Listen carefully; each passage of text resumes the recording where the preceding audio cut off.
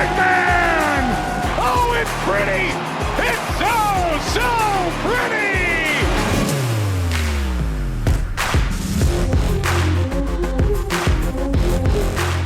Frank Taiu just continues to amaze.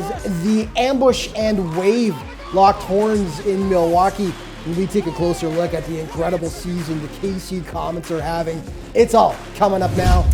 This is MASL Primetime. What's up, everyone? I'm Alex Bastiavansky. Thank you so much for joining us again this week. And there was a massive Central Division clash that went down last weekend with Milwaukee hosting St. Louis. Now, the Wave, shockingly, as we've discussed many times, went winless in its first 5 contests this season. But teams are definitely paying attention now as the perennial powerhouse has pulled up its socks and had won 3 of its last 5 when it took on second place St. Louis on Sunday.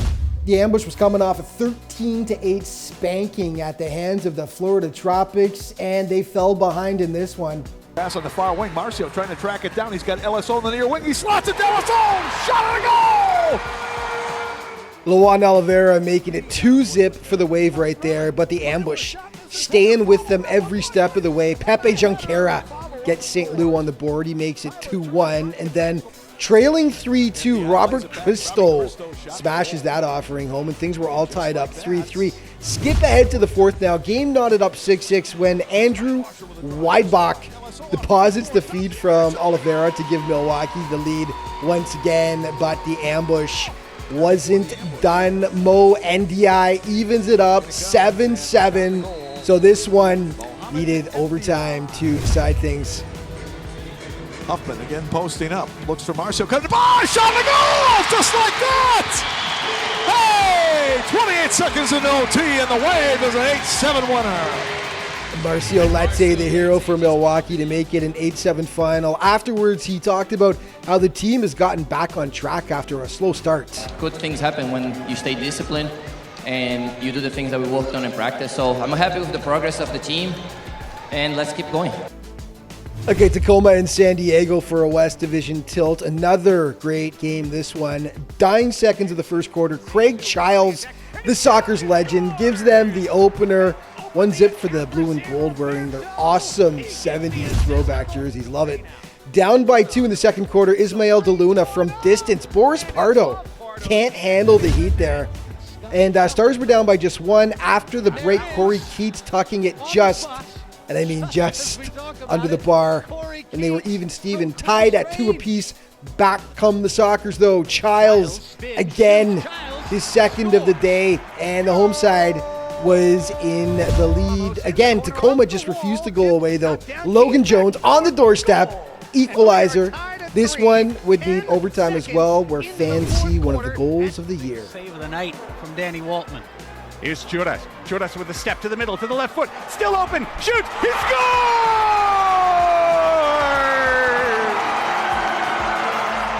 Yeah, unreal. 4-3 the final, and afterwards Craig Childs was happy with the win, but felt they didn't need to make it so darn difficult.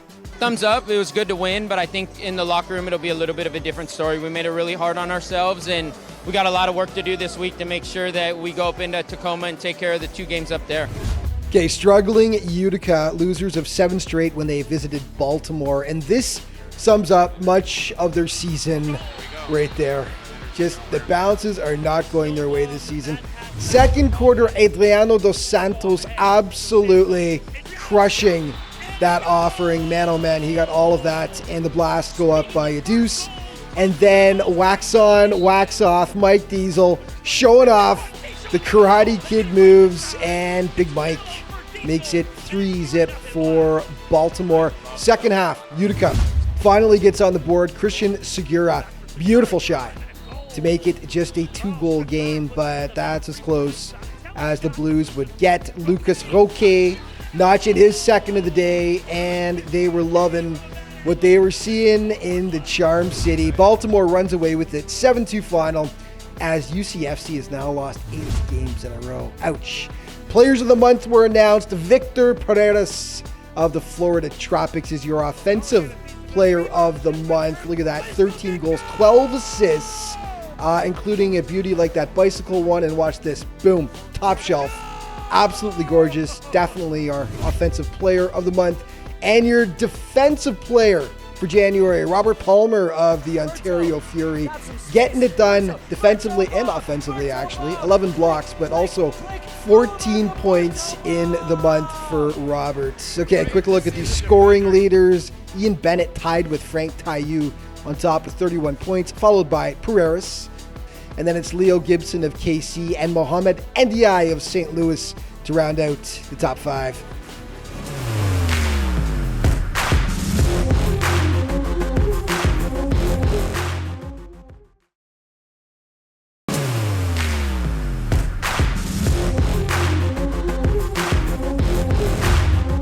Hey, welcome back to Primetime, everyone. Man, oh man, have the City Comets looked good so far this year. Now, after making it to the playoff semifinals last season, the Comets' mission was to take that next step this time around, and up to this point, they've looked virtually unstoppable as they're currently running away with the Central Division lead. And we take a closer look at the Comets now in this week's Primetime Spotlight.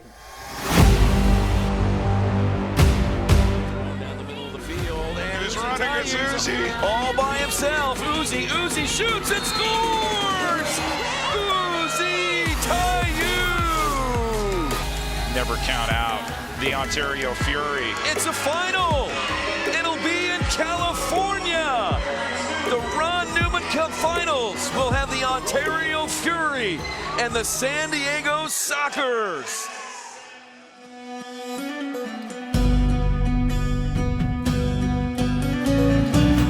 It was a heartbreaking way to go out. The Kansas City Comets advanced to the semifinals of the Ron Newman Cup playoffs in 2021 on the heels of a fantastic regular season. Alas, the visiting Ontario Fury knocked them off to advance to the championship. It still stings today in KC, but the Comets have used the setback as extra motivation this season.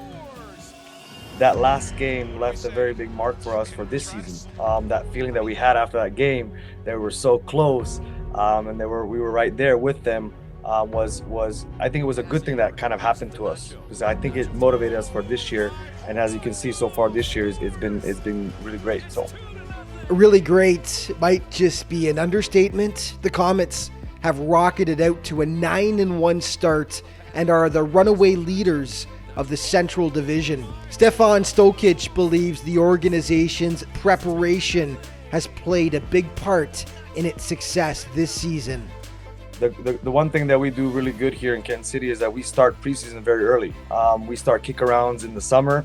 John Sosa and the boys, the veterans, put it together, and we just worked on details that we just adjust from last year. And I think that right there helped us a lot moving forward, especially into this season.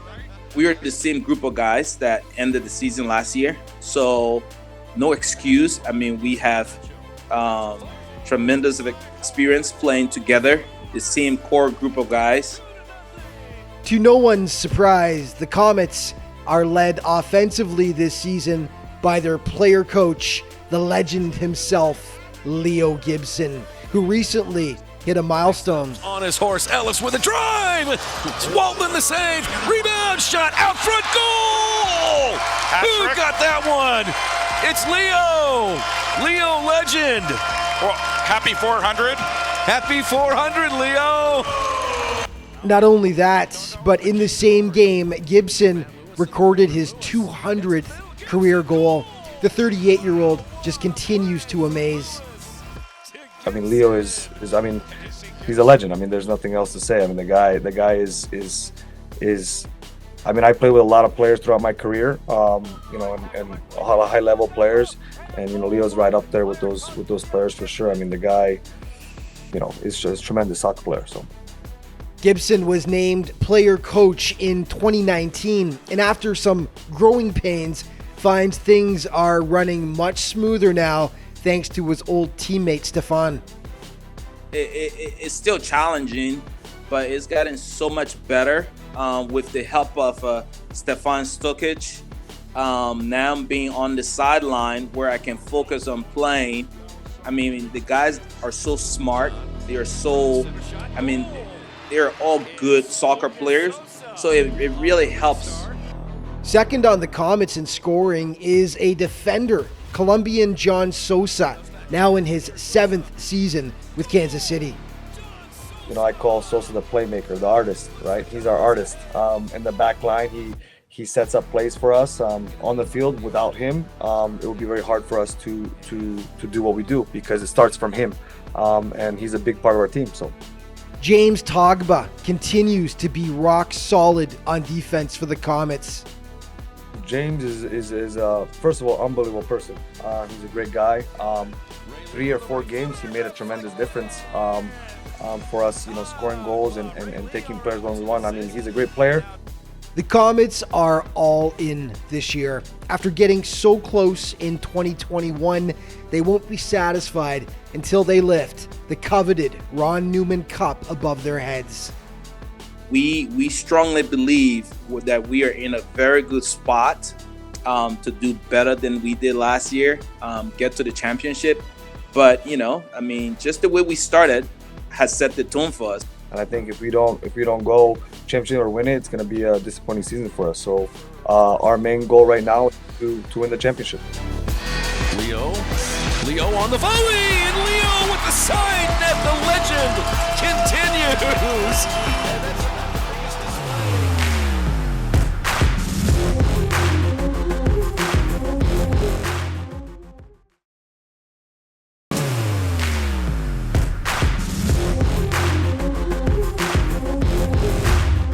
Welcome back to MASL Primetime, everyone. Joining me today for a chat is a guy who's part of one of the best broadcasting duos in the MASL, and certainly one of the best dressed for sure, Christian Philemon of the Ontario Fury. Joining me now. Christian, how you doing, buddy?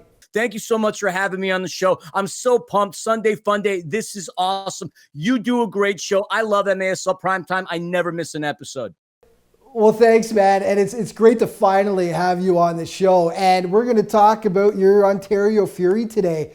Currently second place in the West Division. And it should be pointed out, the only team to hand defeats to both the Florida Tropics and the San Diego Sockers so far this campaign. Impressive stuff. Talk about the Fury and the way they've played so far.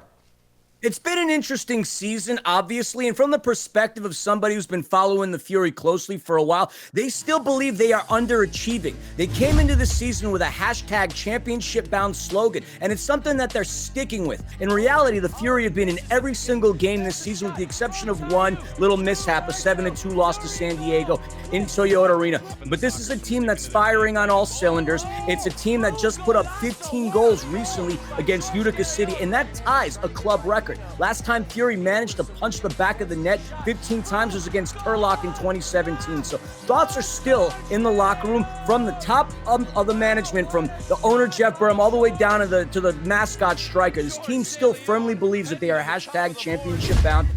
Okay, and of course, we've got to talk about the king, Frank Taillou, who recently became the first player to hit 400 MASL regular season points. His legend just continues to grow, and you, my friend, have a front row seat every night the Fury play. You're watching history. Talk about Frank and the stuff that he's been able to do. It's been an honor and a privilege not only to get to watch Frank, but to get to know him, seeing his game day preparation, understanding how laser focused this guy gets. Look, when it comes to some of these professional sports, you think of baseball, your mind might automatically go to Babe Ruth. You think about outdoor soccer, maybe you'll think of Maradona. But when it comes to indoor soccer, clearly it's got to be Frank Taillou. Frank Taillou's got to be on the tip of your cerebellum. And we don't call him king for the simple reason that he's the king of indoor soccer. The man's royalty. His father was a king in Cameroon. So there are multiple reasons why we call Frank Taillou the king. Not only the king of indoor soccer, but a king in reality and in life.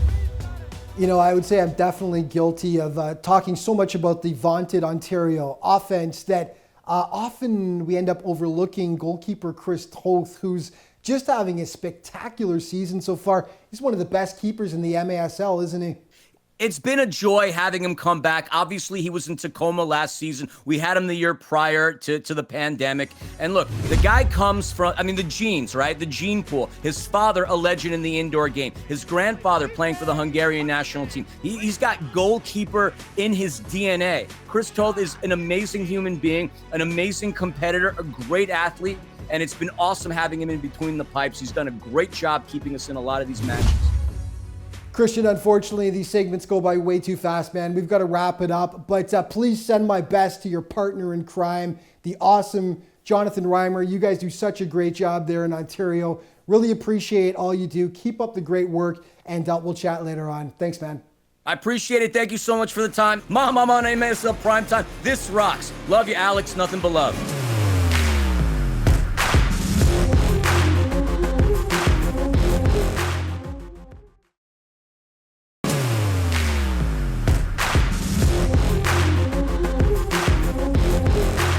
Hey, welcome back to Primetime, everyone. It's been an up and down season so far in Dallas. They started off 0-3, then won 6 of 7, but then entered week 10 of play having dropped another 3 games in a row. Now, it must be said, those 3 losses came on the road against Florida and Kansas City, 2 of the MASL's top teams this season. And the Sidekicks were hoping a little home cooking would help get them back on track as they returned to the comfy confines of the Allen Event Center last weekend. The Harrisburg Heat was in town, fresh off a big win against Baltimore the week before, but it's the Sidekicks that draw first blood. His team, and a shot from long, and there's a rebound, and there's the score! Number 96, midfielder Julio Varela, his 4th.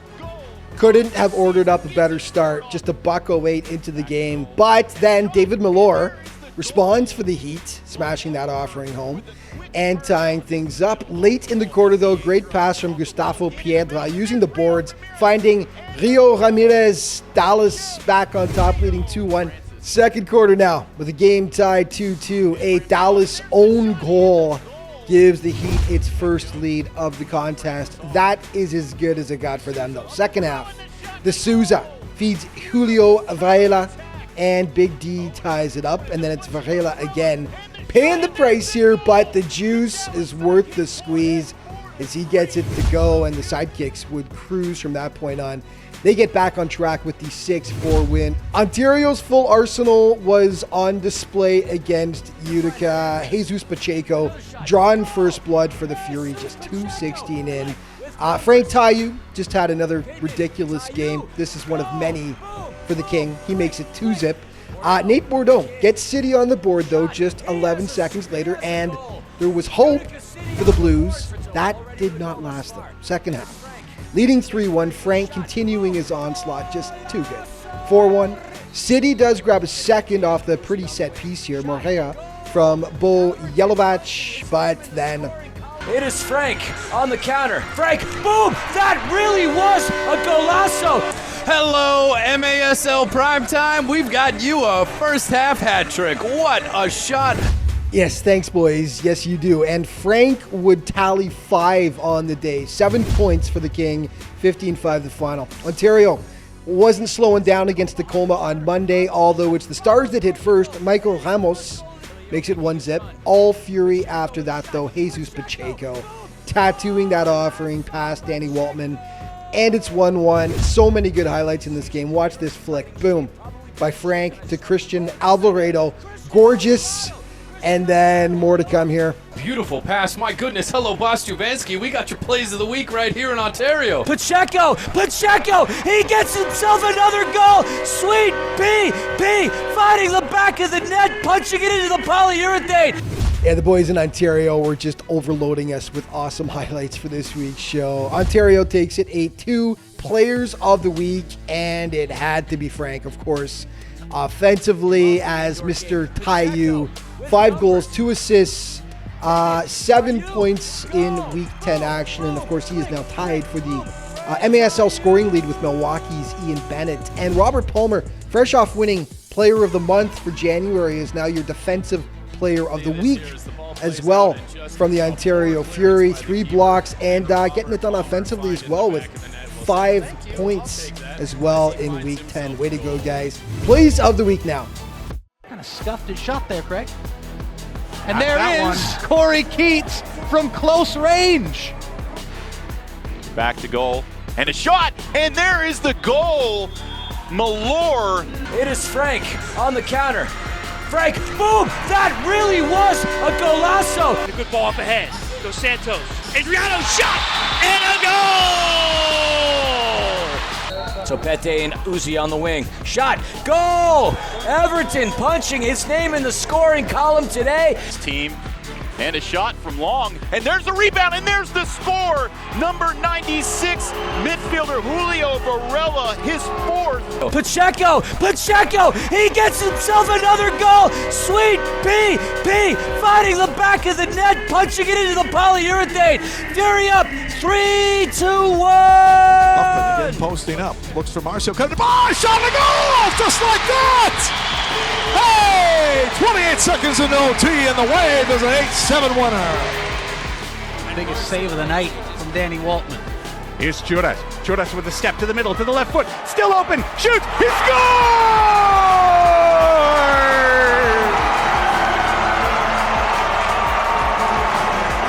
Brandon Escoto lights the lamp and sends the Sockers home happy. Heartbreak for Tacoma. And that is going to wrap up this week's show. But just a reminder before we go, of course, for all your MASL needs, the latest statistics, news, great feature stories as well. Be sure to check out the league's different social media outlets. Thank you so much for watching, everyone. We'll see you next week.